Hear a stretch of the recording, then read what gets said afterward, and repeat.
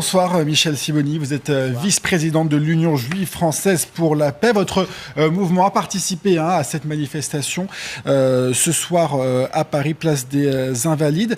Une autre manifestation est prévue samedi prochain. La police souhaite l'interdire pour cause de risques graves de troubles à l'ordre public. Est-ce que vous comprenez cette décision ? Je pense que le trouble grave à l'ordre public, c'est ce qui se passe à Gaza et les prises de position de notre gouvernement.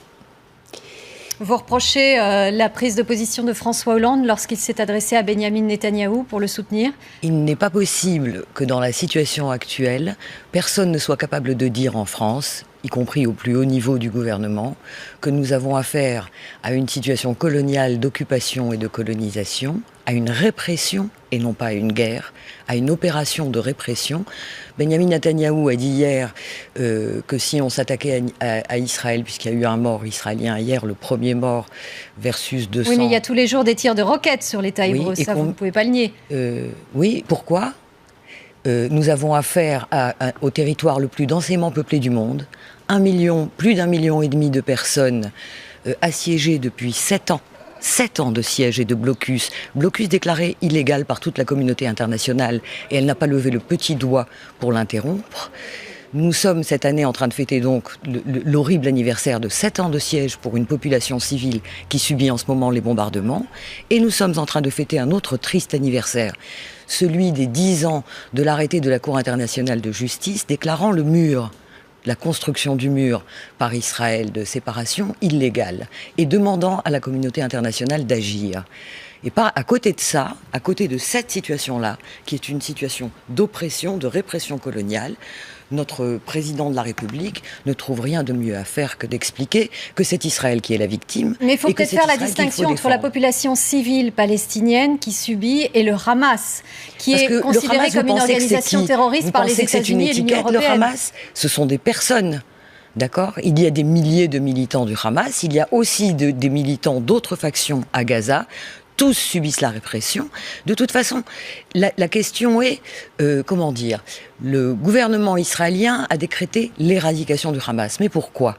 Il faut reprendre un minimum de chronologie quand même. Chronologie que personne n'a jugé utile de faire dans ce pays non plus. Nous avons eu, après l'échec des négociations, la constitution d'un gouvernement d'union nationale avec Mahmoud Abbas pour l'autorité palestinienne, incluant le Hamas, d'accord ? Et prévoyant de ramener Gaza au sein de la Palestine, puisque Gaza est exclu et complètement mise à l'écart. À partir de ce moment-là, qu'a dit le gouvernement de Netanyahou ? Il a dit qu'il ne l'acceptait pas, alors que les États-Unis et l'Union européenne ont accepté le gouvernement d'union nationale. Et il a dit qu'il attaquerait le Hamas. Il y a eu le premier prétexte a été la capture de 3 colons que le Hamas n'a jamais revendiqué, et si ça se trouve, il n'a rien à voir avec cette affaire. Beaucoup de gens le disent aujourd'hui.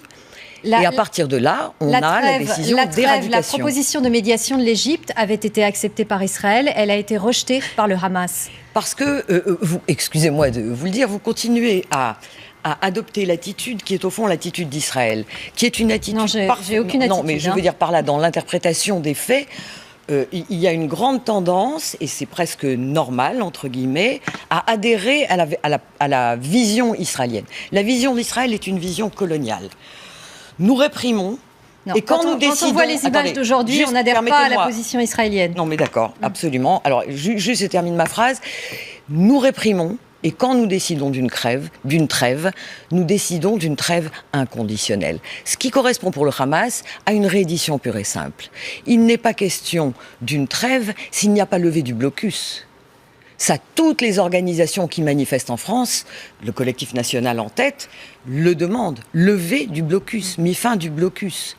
D'accord ? Il n'est pas question d'une trêve, alors qu'un accord a été passé qui a permis de libérer des prisonniers dans l'échange avec Shalit, et que tous ces prisonniers ont été rattrapés s'ils ne sont pas libérés. Un dernier mot à propos de la manifestation qui pour l'instant n'est pas encore interdite samedi. Il y a eu quand même des incidents le week-end dernier. Vous étiez à la manifestation de dimanche ? J'étais à la manifestation, j'ai témoigné là-dessus par écrit. On peut trouver ces articles-là dans le Nouvel Obs et sur Internet et sur les réseaux sociaux. Il y a eu, et aujourd'hui, le Daily Daily, j'ai oublié comment s'appelle ce journal américain, a publié, lui, puisque les grands médias français n'ont pas jugé utile de le faire, les vidéos et les éléments de preuve qui démontrent à l'évidence qu'il s'agissait d'un piège.